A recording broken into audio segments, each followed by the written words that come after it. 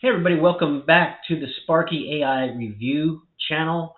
So today, it was as part of the failure series, things I've tried and didn't work before. Today I'm going to focus on solar. So I did solar sales, or at least I tried to do solar sales, and got involved with a company. And this is actually a very lucrative field. If you're talented and good with sales, you can make a lot of money selling solar. Um, so I was approached about solar from this in the solar business from this gentleman. His name was Gus, and Gus had contacted me. I guess I was Facebook friends. I have like over 5,000, almost 5,000 Facebook friends, and a lot of these people are just friends of friends. People I've asked to be friends, and just to expand my network. Um, and he had sent me a message and said, "Hey, would you be interested in learning more about this particular business? I made 250,000 or whatever he said at the time. I can't remember the number that he threw out, but it was a big number. And yeah, he's like, I've got the proof. I'll show you the proof. And it sounded really good. And so I live in Florida. Florida's the Sunshine State, and we have like there's no trees where I live, so there's not that many trees. It's pretty much like a residential neighborhood, and I had sent in my utility bill, and bought a solar system. I was my only sale, by the way. I was my only customer, so I had bought a system, and the solar systems are big ticket items. So that really was attractive to me because if you're going to sell something, and you're going to reach out and contact people and call people up. I prefer these big ticket items. Like real estate is a big ticket item. Real estate is like the biggest item you can sell. But like I said, like we talked about in the previous episodes, there's a lot you have to do to become a real estate agent, and a lot of stuff you have to go through. And real estate agents do earn their commissions. They really do, because you don't see anything until a sale is complete. So you're going to be running around and chasing after people, and it can get kind of frustrating after a while. Solar is like the second biggest expenditure that a person will have. These panels, the solar panels, they last for like 3 decades. Like there's like a 25-year warranty from the panels that I've got, and they'll probably last longer than I will, because I'm 54 years old, and I just got them a couple of years ago. So I think for the remainder of my life, at least and beyond, those panels will still work. I also opted to get batteries, which are a luxury. You don't need the batteries, the battery backups. The batteries only last about 10 years. They're warranted for 10 years. Maybe you can squeeze about 15 years out of them, but probably about half the life for the batteries than what the panels will get. But in Florida, when the power goes out, I live in Central Florida, so we don't, we have hurricanes, but they're not like it's not like being on the coasts. But still, it's nice to have a battery backup. And I'm kind of like a wannabe prepper, where I'm worried about the end of the world and things like that. So it's nice to have power, and those battery backups. If the power gets cut off, there's no interruption. The air conditioning will still run. The refrigerator and the computers and all that, they'll still be operational. So they really function. The batteries really function as a generator. So the batteries are a luxury. Batteries are really expensive. So altogether, like the purchase of the system was about close to $70,000 for my system. And you can purchase these systems with a note. So, and basically theoretically what it does is it takes the place of your electric bill. So instead of paying the electric company every month, you are instead paying the loan company, for the solar system. And there's good commissions if you get somebody and transition somebody to solar, then you have a very good commissions that you're getting. So you sign a note, and it's really because I got the batteries. electric bill, which is non-existent anymore because I've just, like I said, I've just transitioned the electric bill to a solar bill, is slightly higher than what I was paying because I got those batteries, which are the luxury item. But I wanted the batteries, and you get, currently right now for the next foreseeable future, the federal government pays about 30%, gives you a 30%, tax credit, a write-off of your taxes. So, and that lasts for 5 years. So if you don't use the whole credit, you've got like 5 years from the time that you bought the system to deduct that from whatever taxes. So you don't, if you play your cards right, you're getting like 30% of the system. Whatever you paid, that's less money you would pay in taxes. But you got to really figure that out because not everybody pays taxes. A lot of people, are on fixed incomes and whatnot. They don't, they may not realize that savings. It's like people who pay taxes, they're the ones who, are going to save because of the credits. Anyway, I digress. But these are big ticket, high ticket items. And the nice thing about the solar industry is that right now there's positives and negatives. So we've seen the cost of energy in the last many years have just keeps going up and up. The energy cost keeps going up and up. And with the birth of AI, with the birth of artificial intelligence, they need twice as much energy than what the grid is capable of producing right now. So they have like an energy problem, energy crisis going on right now. They don't have enough. They don't have enough energy to supply the need for AI and for all the like the EV mandates and things like that. Like out in California, they want everybody to go to EVs, but they don't have the grid that will support the EVs. So it's a mess. And not to be political in any way, but I'll just say this: with President-elect Trump coming on board, he wants to drill, baby, drill is what he says. And now that hopefully will bring down the cost of energy for everybody, for the gasoline and things like that, and energy costs. I don't know how that will affect the solar industry. Besides the going green and feeling good about protecting the environment, I used to live in Saudi Arabia, so I'm really more impartial to fossil fuels. But whatever. I mean, I'll take the good and bear the bad. Whatever, being able to do my small part to lower my carbon footprint, it's not that big of a deal. I'm more interested in the economics of the situation, the continuing rising of energy costs, notwithstanding the fact that we're getting a president in the next couple of weeks that will is going to do more to drill and use more fossil fuels and things like that. But still, I think with the need for more energy from EVs and from AI just has an enormous amounts of energy that's necessary to make AI work. And this is what's envisioned, what's coming, is they need a lot of energy. So I don't know what the future holds for solar. I'm glad I have the solar system. It's nice to be able to sort of be self-sufficient and not have to rely on the grid. Of course, like I said, having the batteries is great because, if you just have the solar panels, then if it's a cloudy day or at nighttime, then you're going to run out of energy. You're going to need the grid to cover you whenever, whenever the sun isn't shining. But then if you have batteries, then you can keep, during the day when the sun is shining, the batteries are being recharged by the sun, and then at nighttime you're just drawing from the batteries. And then you have the grid as a backup. So if there's a storm alert or something, I have it set to like pull the energy from the grid and keep the batteries at full charge. So if if the power goes out and we lose access to the grid, I'm going to be one of the few houses in my neighborhood that's going to have all the lights on because I've got that all covered. So I managed to get 4 people into the company that I was working with, and 4 people who were to be marketers. and they were not, they equally were not successful.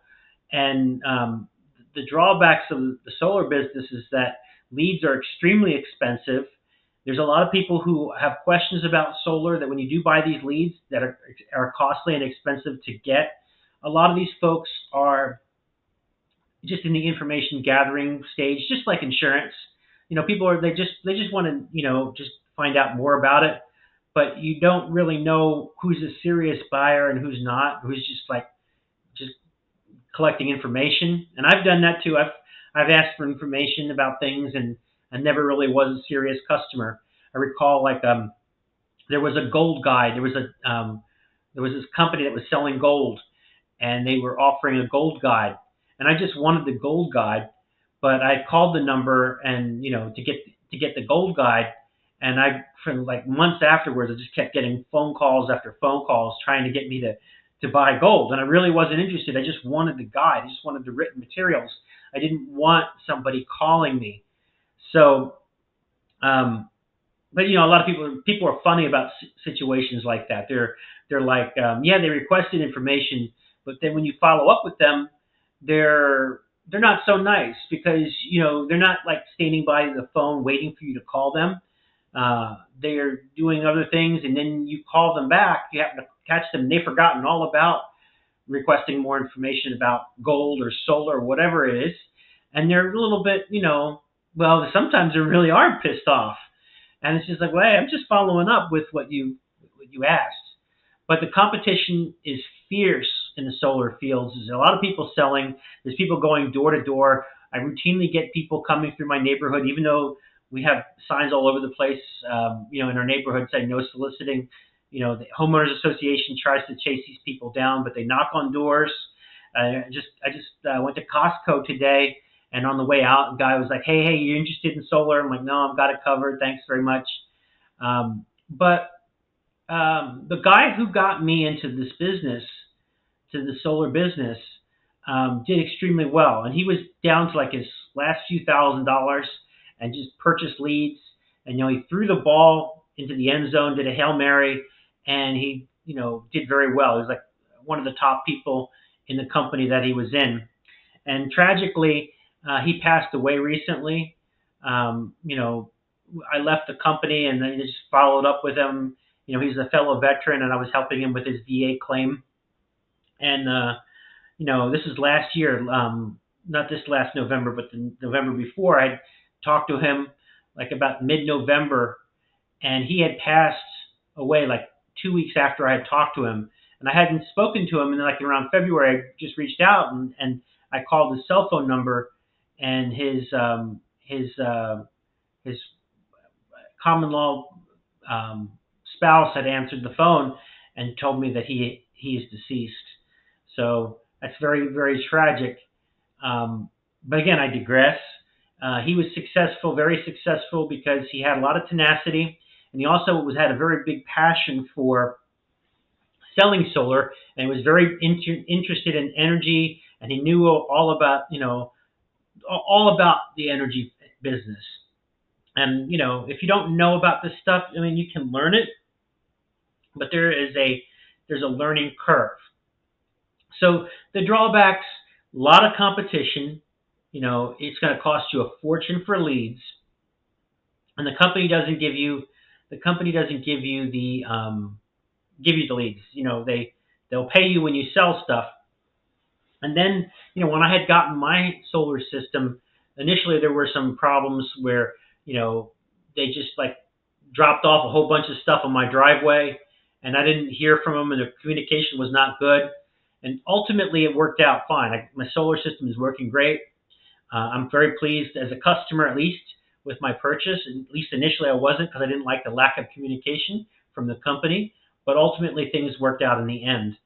Um, I think it's still a good business, but it's not. It's like everything else. The same with insurance, and same with real estate. It's not something that you can say, you know what, I think I'm going to go ahead and give this business a try and see how it works out.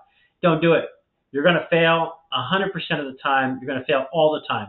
It's going to require a total commitment total commitment, and you better be prepared to spend money for leads, and you better be prepared to buy your own product because unless you live in an apartment or you had some other reason, and that was another thing that was really interesting. I hadn't even thought to ask the guy who brought me in, about his own system, because I mean the whole focus was on me, and I guess that's from his standpoint that's right. But many months after I had already joined, I already bought my system. I had asked him about his system, and he's like, I live in a townhouse, so I can't get a system. So so he sells the product, but he doesn't own the product himself. Um, well, that's the way the situation. And I remember like, oh, that's kind of messed up. But yeah, I thought about it, and it's like now, I'm the one who's not right on that situation because you can't you can't judge your success on somebody else's success. You can't whatever anybody else does, whether they own a product or whether they own, if you're buying a car, you don't really care what the salesman is driving. You just want to know if it's the right purchase for you. You know, and yeah, the solar system was a good purchase for me. It's just that I had difficulty selling it, and you know, like the leads and all that, and then also, um, not too long ago, I left the business because interest rates were starting to go up, and the cost of buying and financing the systems were also going up. So a lot of people, just like real estate, a lot of people when the interest rates started going back up, a lot less people were interested in buying homes.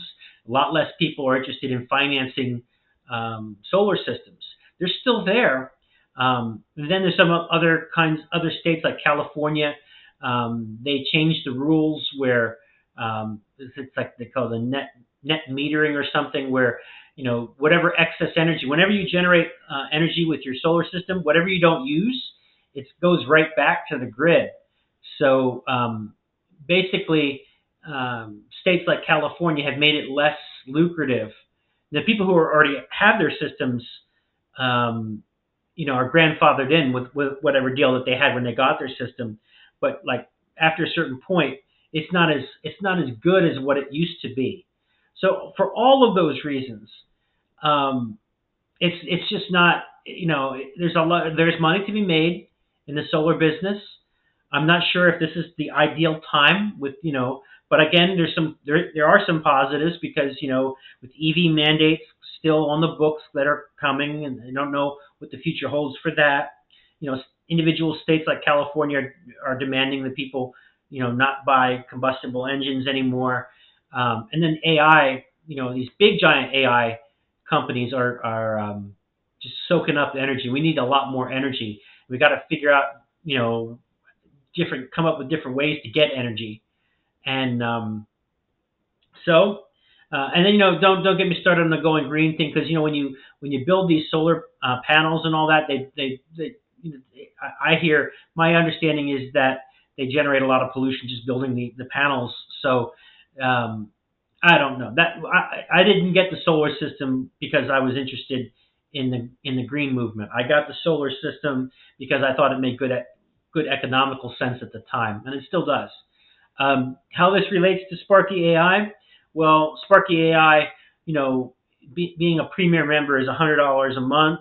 You buy an ad pack, you buy an entry level ad pack, and the Premier Plus, you're looking about a $500 um, air quotes investment. It's not really an investment, but that's what your costs are, and that's far less than what you will pay for real estate, insurance, and the solar business. All those businesses that I've already talked about in my failure series, you're going to pay a lot less being in Sparky AI. And this is a business that when you do network with people, the system is doing most of the heavy lifting for you.